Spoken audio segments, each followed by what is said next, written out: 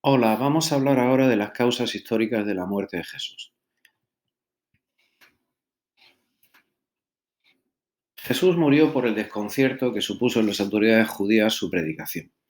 Para condenarlo a muerte, le acusan ante su propio tribunal de blasfemo y luego le llevan ante Pilato, donde le acusan de sedición, de ir contra Roma. Todos estos textos los podéis ver más adelante en el PowerPoint que estáis viendo y que os lo enviaré por claro. Bueno, además tenemos que pensar que no solamente Jesús murió por eso, sino que tras todo eso hay un plan de Dios para salvarnos. La pregunta es por qué molestaba a Jesús a las autoridades judías, por qué les molestaba su predicación. Bien, pues vamos a ver los miembros del tribunal que le juzgó, las autoridades judías que lo componían para entender mejor por qué quisieron condenarlo a muerte. El Sanedrín estaba compuesto por fariseos fundamentalmente y saduceos. El que preside el tribunal es el sumo sacerdote, que es parte del grupo de los saduceos. Este sumo sacerdote en aquella época había sido puesto por los romanos y ponen una persona que es afín a ellos. No lo ponen por sus características religiosas, sino que lo ponen porque va a agradar a Roma y se va a llevar bien con ellos. Y a él le conviene porque eso le supone una situación de privilegio. Junto a él están los saduceos, un grupo de gente muy poderosa, latifundista, aristocrático. En su forma de vivir la religiosidad, ellos no creen en la resurrección, su esperanza está puesta en las cosas de este mundo. Y con respecto a Jesús, pues temen que Jesús cambie las cosas y les quite esa situación de privilegio. Por eso Jesús estorba y hay que quitárselo de en medio.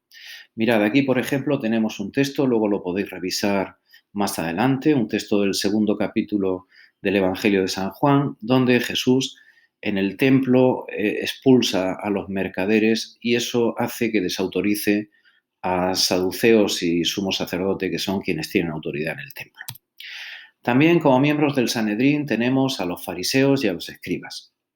Los fariseos son un grupo muy religioso que intentan vivir la ley con mucho rigor. Ellos tienen esperanza en la resurrección, en la vida eterna, pero esa vivencia rigurosa de la ley hace que desprecien a los demás porque no lo hacen así y que se sientan muy separados y muy diferentes de los demás. Jesús critica precisamente esto, su falta de amor a los demás, su falta de misericordia, su exigencia con respecto a los demás y el que son muy orgullosos. Junto a ellos tenemos también a los escribas, que son los doctores de la ley que dirigen las sinagogas y que en su mayoría son fariseos.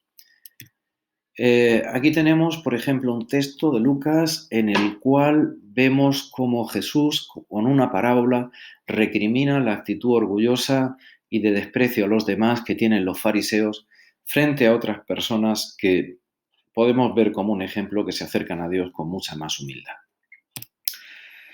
Otros grupos para entender qué estaba pasando en aquella época, pues quizá los herodianos, un grupo de personas que apoyan a Herodes Antipas, que es el gobernador de Galilea y Perea, son regiones que están al norte del país. Son también un grupo poderoso, es la corte de Herodes, no tienen esperanza en un Mesías y también tienen miedo a perder el poder y por eso se alían y se posicionan contra Jesús.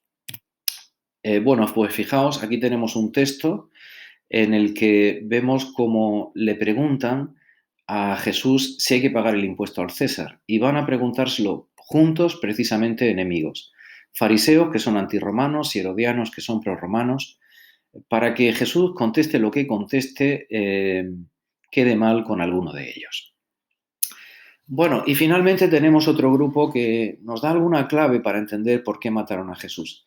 Este grupo lo que provocaba es nerviosismo. Son un grupo casi terrorista y hace que la sociedad esté nerviosa.